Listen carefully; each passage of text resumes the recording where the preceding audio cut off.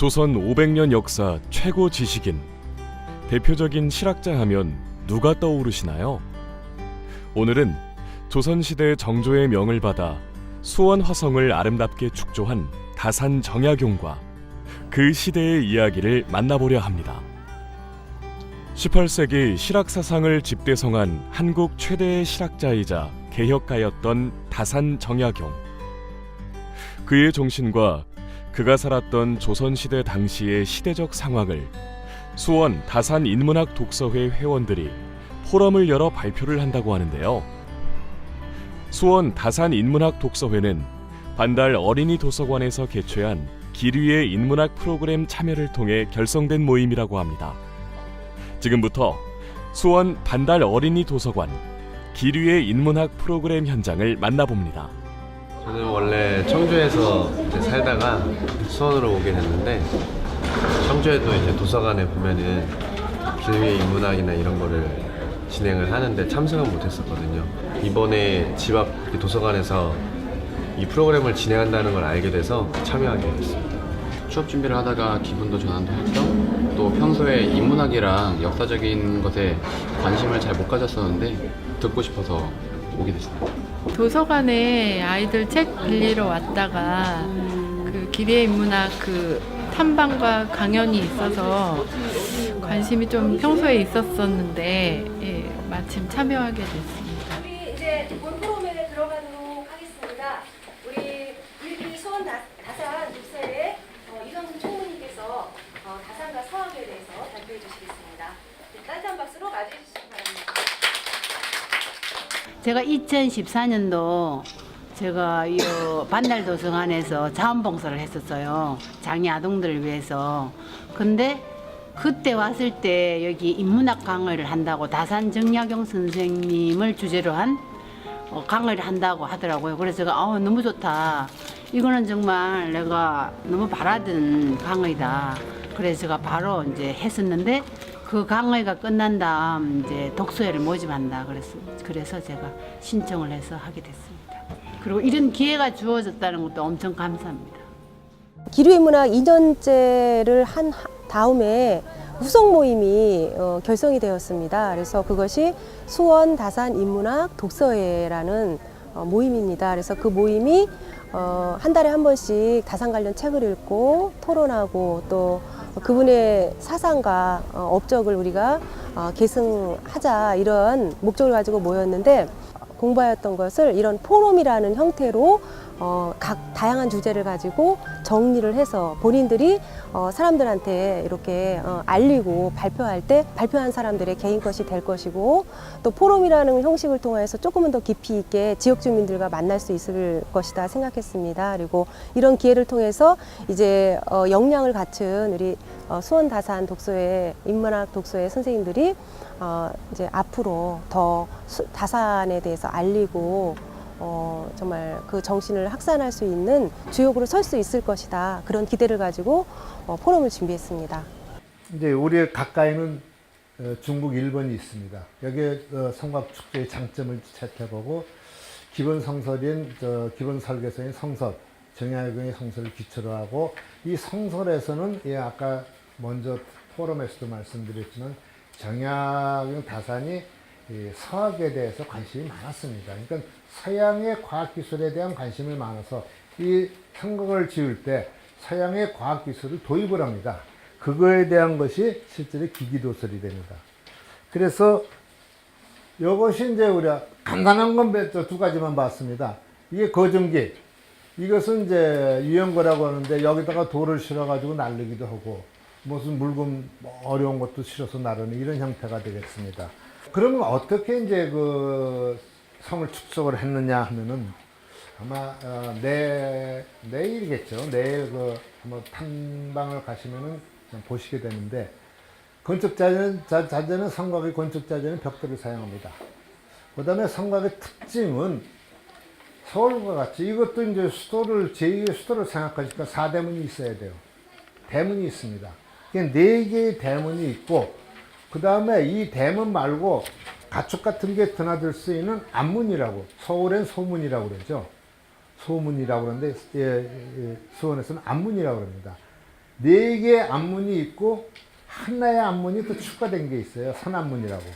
서남 안문이라고. 그건 이제 가 보시면 아시겠지만은 거기서 딱 보면은 저쪽에는 서장대가 보입니다. 그러니까 지휘소가 보여요. 그러면 지휘소가 노출된다. 그래가지고 거기다가 그 안문에다가 강루를 세웁니다. 포대를. 이제 그런 것이 있고, 그 다음에 그 성곽에는 그 적의 방어와 진지 방어와 공격을 하기 위한 치성, 옹성 뭐 이런 것이 있습니다. 이런 정도로 말씀을 드리고요. 이것으로 다산과 성곽 구조에 대해서 모든 말을 마치겠습니다. 감사합니다. 퇴임 이후에 복지관으로 온 겁니다. 복지관을 왔는데 도서관이 있어요. 그래서 한번 책을 보자. 그래서 우리 사서님을 뵀는데, 아유, 그러면 여기 다산 정약 선생님 보임이 있어요. 한번 오시죠. 그래가지고 이제 가게 됐고, 그 와중에 강진에 실사가 있었습니다. 답사가. 그때 한번 갔다 오니까, 야, 이제 계속 해보자. 뭐 이래가지고 이제 시작이 된 겁니다. 기류의 인문학은 지역 주민에게 인문학을 접할 수 있는 기회를 제공함으로써 자신과 역사를 되돌아보고 삶의 행복을 추구하는 데 기여하고자 만들어진 프로그램입니다. 우리 지역 도서관에서 독서 모임을 통해 인문학의 진입 장벽을 낮추고 생활 속에서 함께하는 인문학을 구현하고 있습니다. 우리 집 근처 도서관에서 진행하는 기류의 인문학 강연과 탐방에 참여함으로써 인문학과 가까워질 수 있는 계기를 마련하고, 이런 과정을 통해 삶 속에 인문학이 깊숙이 들어올 수 있도록 돕고 있습니다. 이 행궁은 유네스코에 등재된 우리의 그 귀중한 사적 문화입니다. 정조께서 그 부친이신 사도세자가 비극적인 그 죽음을 맞이하는 것을 목격하시고 강건한 그 왕권을 수립하고자 이 화성 이쪽에 왕위 기거를 하시면서 애석하게도 40 후반대 돌아가시게 되죠. 그 꿈과 그 실현을 다 못하신 이 행궁을 우리 후손들이 애절한 마음을 가지고 한각둘레를 오늘 답사를 할까 합니다. 이곳은 화성의 장대입니다. 장대는 동쪽과 서쪽에 두 군데가 있고요. 이곳은 서장대라고 합니다. 원래 장대는 장수나 유수가 이게 지휘를 하는 곳입니다. 그 다산 선생님은 그 정조로부터 화성을 설계하라는 명을 하달받고 아주 여러 서적들을 접하게 됩니다. 그 유성룡의 징비록 다 아시죠? 또 윤경의 그 보약이라는 책이 있습니다. 그 보약이라는 뜻은 성곽과 자물쇠라는 뜻이라고 합니다. 그리고 김종서나 유영고의 반개수록을 참 수십 번씩 여러 번 이렇게 반복해서 보시면서 또 그 중국이나 일본의 그 성제의 그 장단점을 캐치하시고 그 많은 노력 끝에 그 치성과 옹성을 드디어 설계도에 도입하게 됩니다.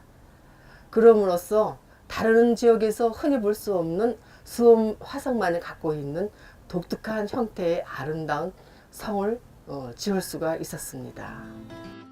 우리는 빠르게 변화하는 시대에 살고 있습니다. 이러한 시대에 인문학은 내가 무엇을 하는 것이 좋은가, 무엇을 하는 것이 옳은가에 대한 방향성을 알려주는 학문입니다. 우리 삶 가운데 누구나 인문학 공부가 필요한 시대가 온 것입니다. 인문학은 전문가만 다룰 수 있는 어려운 학문이 아닙니다.